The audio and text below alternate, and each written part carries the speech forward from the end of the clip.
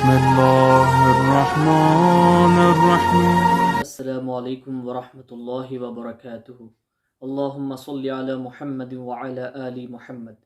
नाज़रीन व सामीन इकराम, क़ुरबानी के जानवर को ज़बह करने का सही तरीक़ा क्या है और उसके चंद ज़रूरी मसाइल जो दरपेश होते हैं, इस पर मैं आप हज़रात के सामने गुफ्तगू करूँगा। आप इसको बग़ौर समाअत फरमाइए। नाज़रीन व सामीन इकराम, जो शख्स क़ुरबानी दे रहा है, कोई ख़ातून हो वो क़ुरबानी दे रही हैं या कोई मर्द है, तो अपना जो जानवर है जो क़ुरबानी दे रहे हैं, अफजल और बेहतर यही है कि साहिबे क़ुरबानी ही अपने जानवर को ज़बाह करे। जो क़ुरबानी दे रहे हैं, जिसके नाम पर क़ुरबानी हो रही है, वो ख़ुद अपने हाथ से जानवर को ज़बाह करें तो ये सबसे बेहतर है। कोई खातून है, हैबत खाती है, डरती हैं, वो खुद अपने हाथ से ज़बाह नहीं कर सकती, तो कोई और भी कर सकते हैं। और एक मसला ये है कि जब हम किसी जानवर को ज़बाह करते हैं तो उसकी 4 रगों का कटना ज़रूरी है। वो 4 रगें कौन सी हैं? एक तो रग है नरखरा, जिससे सांस आती और जाती है, ये एक रग जानवर में होती है। और दूसरी रग है मिर्री, जिससे खाना पानी पेट में जाता है। और तीसरी चौथी वो 2 शह रगें हैं जो नरखरा और मिर्री के दाएं बाएं जानिब होती हैं। ये 4 रगों का कटना ज़रूरी है। अगर इन 4 में से कोई 3 रगें भी कट जाएंगी तो कुर्बानी हो जाएगी, ज़बह हो जाएगा। अगर 2 रगें कटी तो ये ज़बह नहीं होगा। हाँ, अगर पूरी गर्दन भी काट दी गई तब भी वो ज़बह नहीं होगा, ये नाकाबिल कबूल होगा। तो ये ज़रूरी मसला हो गया। अब उसके बाद में नाज़रीन व सामीन इकराम, मसला है दुआ का, कि कुछ हजरात ये कहते हैं कि जब हम जानवर को ज़बाह करते हैं तो कुछ ये कहते हैं कि जो दुआ पढ़ी जाती है क़ुरबानी की ज़बाह करते वक्त में, वो बाद में पढ़ें, कुछ कहते हैं कि पहले पढ़ें। खैर, वो आपस के उलमा के एक दूसरे में इख्तिलाफात हैं मसाइल में, लेकिन मेरा मौक़िफ़ ये है कि जो क़ुरबानी की दुआ है वो ज़बाह करने से पहले ही पढ़ लिया जाए। और बाज़ अहदीस में ये दुआएं लिखी हुई भी नहीं है। अगर हम बड़ी अहदीस को देखते हैं, जैसे बुखारी या मुस्लिम को, तो मुस्लिम में वाज़ेह तौर पर यह लिखा हुआ है, एक जानवर की जब हुज़ूर पाक सल्लल्लाहु अलैहि वसल्लम ने क़ुरबानी दी है तो उस पर आपने बिस्मिल्लाहि वल्लाहु अकबर कहकर जानवर को ज़िबह कर दिया है। ये जो दुआएं बताई जाती हैं, जैसा कि इन्नी वज्जहतु वजहिया लिल्लज़ी फ़तरस समावाति वल अर्दा हनीफ़न व मा अना मिनल मुशरिकीन, कुल इन्ना सलाती व नुसुकी व महयाया व ममाती लिल्लाहि रब्बिल आलमीन ला शरीक लहू व बिज़ालिका उमिरतु व अना मिनल मुस्लिमीन अल्लाहुम्मा लका व बिनका व लका बिस्मिल्लाहि अल्लाहु अकबर।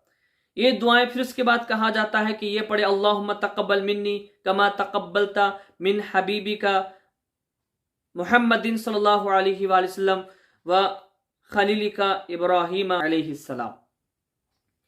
ये बताया जाता है, कुछ लोग ये कहते हैं कि ये पहले जो मैंने पढ़ी है उसको कहते हैं कि ये क़ुरबानी दे, जब जानवर को ज़बाह किया जाता है ये पढ़कर ज़बाह करें। जब जानवर को ज़बाह कर लिया जाए, ज़बाह हो जाए, तो उसके बाद में अल्लाहुम्मा तक़ब्बल ये दुआ पढ़ें।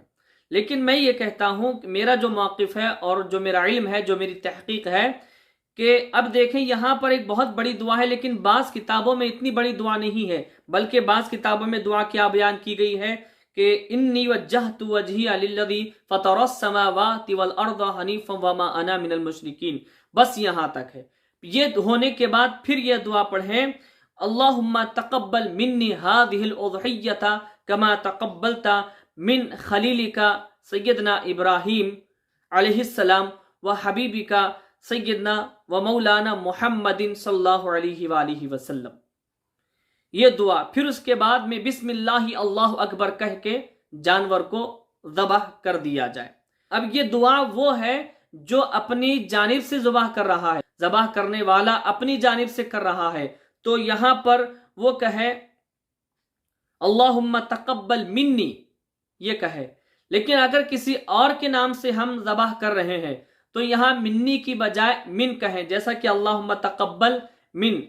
من کہہ کر جس کے نام سے ذبح کر رہے ہیں ان کا اور ان کے والد کا نام لے لیں۔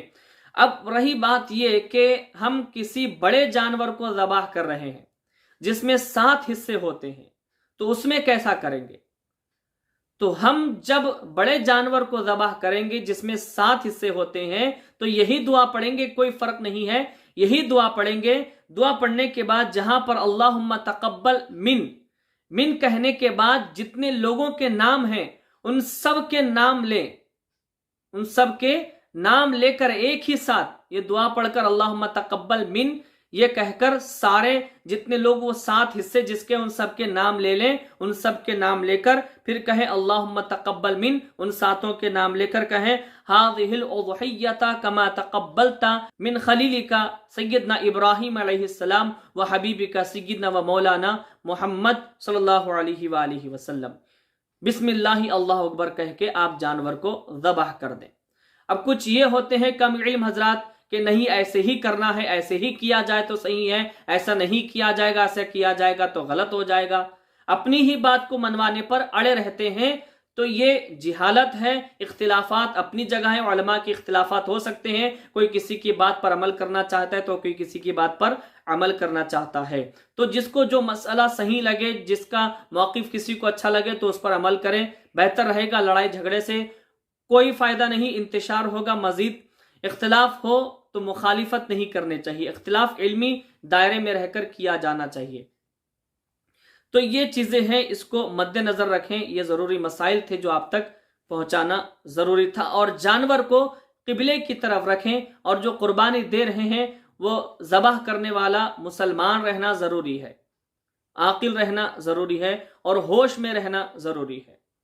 تو ان چیزوں کو خیال میں رکھیں، اس انداز میں آپ قربانی کے جانور کو ذبح کریں گے تو اللہ تبارک و تعالیٰ کی بارگاہ میں وہ قابل قبول ہوگا، اور یہ بہت ہی ثواب والا عمل ہے۔ جو قربانی ہم دیتے ہیں یہ بہت ساری نیکیوں والا ہے۔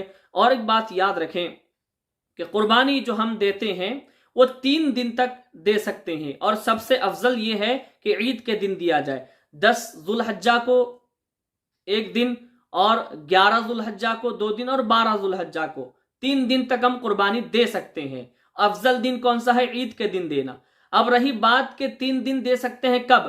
عید کے دن تو عید کی نماز پڑھ کر ہم قربانی دیں گے، عید کی نماز کے بعد جیسے عید کی نماز پڑھ لیں گے قربانی دے دیں گے۔ عید کی نماز سے پہلے قربانی نہیں دے سکتی، جیسا کہ سورۃ الکوثر میں ہے اور حدیث میں بھی بیان کیا گیا ہے۔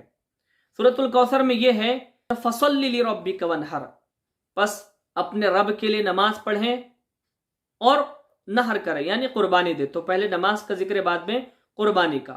لیکن بعض ایسے گاؤں ہیں، ایسے ولیجز ہیں کہ جہاں پر عید کی نماز نہیں ہوتی، عیدگاہ نہیں ہے یا مسجد نہیں ہے، تو وہ بغیر عید کی نماز پڑھے ہی جیسے فجر کا وقت ہوگا تو اس وقت میں وہ جو ہے قربانی دے سکتے ہیں۔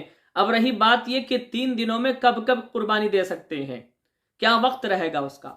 اب جو عید کا دن ہے اس میں تو نماز پڑھ کر قربانی دینا ہے، نماز کے بعد آپ جانور کو ذبح کر سکتے ہیں، قربانی دے سکتے ہیں۔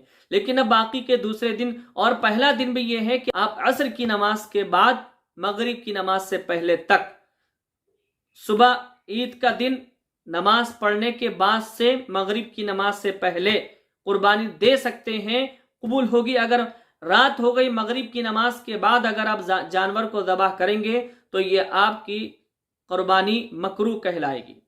اب دوسرا یہ ہے کہ دوسرے دن جو رہے گا آپ فجر کی نماز کے بعد بھی، دوسرا دن جو ہے عید الاضحیٰ کا جو دوسرا دن ہے 11 اور 12 تاریخ، آپ فجر کی نماز کے بعد بھی وہ 2 ایام میں 11 ذو الحجہ 12 ذو الحجہ کو فجر کی نماز کے بعد بھی ذبح کر سکتے ہیں، قربانی دے سکتے ہیں مغرب کی نماز سے پہلے ہی۔ مغرب کی نماز اگر ہو گئی، مغرب کی نماز کے بعد اگر دیں گے آپ تو وہ آپ کی قربانی جو ذبح کیا جائے گا وہ مکروہ ہوگا، وہ فضیلت آپ کو نہیں ملے گی جو قربانی کے جانور کو وقت پر دینے پر ملتی ہے۔